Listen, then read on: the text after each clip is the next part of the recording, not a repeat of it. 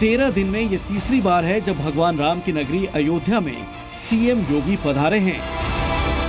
इससे पहले 10 अगस्त और 6 अगस्त को सीएम योगी अयोध्या में थे और अभी अयोध्या में उनकी मौजूदगी आने वाले दिनों में भी रहने वाली है, क्योंकि अयोध्या में जिस मिशन के लिए सीएम योगी पहुंचे उसकी तारीखों का ऐलान बाकी है। सीएम योगी का ये मिशन है मिल्कीपुर, जिसे जीतकर बीजेपी अयोध्या की हार का बदला लेने को बेकरार है।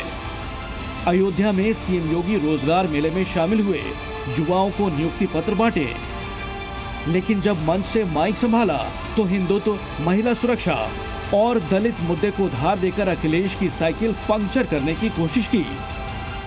और ये अयोध्या को बदनाम करने वाले वही लोग हैं जिन लोगों ने अयोध्या में राम भक्तों पर गोलियां चलाई थी, जिन लोगों ने अयोध्या को लहूलुहान किया था। ये वही लोग हैं जाए के पिछड़ी जाति की बेटी के साथ हुए हैवानियत पर उन दुष्कर्मियों के साथ खड़े हैं, कहते हैं निर्दोष है। हिंदुत्व और जातीय समीकरण को एक साथ साधकर सीएम योगी अखिलेश की सियासत डिरेल करने की तैयारी में हैं। एक तरफ मुलायम सरकार की कार सेवकों पर गोली चलाने की घटना का जिक्र कर हिंदुओं की गोलबंदी कर रहे हैं, तो दूसरी तरफ दलित नाबालिग से रेप के आरोप झेल रहे समाजवादी पार्टी के मुस्लिम नेता मोईद खान के जरिए अखिलेश के पीडीए को छलावा बता रहे हैं। वोटों तक इस नैरेटिव को ले जाने के लिए जमीन पर भी पूरी बिसात बिछाई जा रही है। सीएम योगी ने मिल्कीपुर उपचुनाव को लेकर समीक्षा बैठक भी की। योगी सरकार के कई मंत्री भी पहले मिल्कीपुर में तैयारियों का जायजा ले चुके हैं। मिल्कीपुर सीट की जिम्मेदारी मंत्री सूर्य प्रताप शाही और मयंकेश्वर सिंह को दी गई है।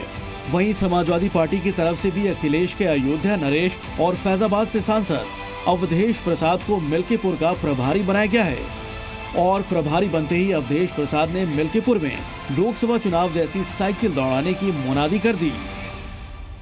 दुनिया की कोई ताकत लगा दे, मिल्कीपुर चुनाव में कुछ भी नहीं कर पाएंगे। हम जानते हैं इनके पास पुलिस है, इनके पास सरकार है, उसका ये नंगा नाच करेंगे, खुला प्रदर्शन करेंगे, लेकिन इतिहास इस बात का गवाह है, जब सरकार और जनता में लड़ाई हुई है तो सरकार हारी है, जनता जीती है। यूपी में उपचुनावों की तारीखों का भले ही ऐलान नहीं हुआ हो, लेकिन दोनों तरफ से सियासी संग्राम तेज है। बीजेपी मिल्कीपुर जीतकर हिंदुत्व की राजनीति की वापसी का संदेश देना चाहती है, तो एसपी को पीडीए पर इतना भरोसा है कि वो 27 में बीजेपी के 50 सीटों तक सिमटने का दावा कर रही है। पीडीए इतना जबरदस्त पड़ रहा है, पड़ेगा कि 27 में हमारी सरकार बनेगी और अगर 50 सीट बीजेपी पा जाएगी तो आप लिख लीजिए, हमारे पास आइए, हम राजनीति छोड़ देंगे। यानी 10 सीटों के उपचुनाव के मायने 2027 तक तलाशे जाएंगे। ये नतीजे यूपी की सियासत की नई स्क्रिप्ट भी लिख सकते हैं और इसलिए दोनों तरफ से शह और मात का पूरा होमवर्क तैयार किया जा रहा है। नीतीश पांडे, जी मीडिया, अयोध्या। जी न्यूज़।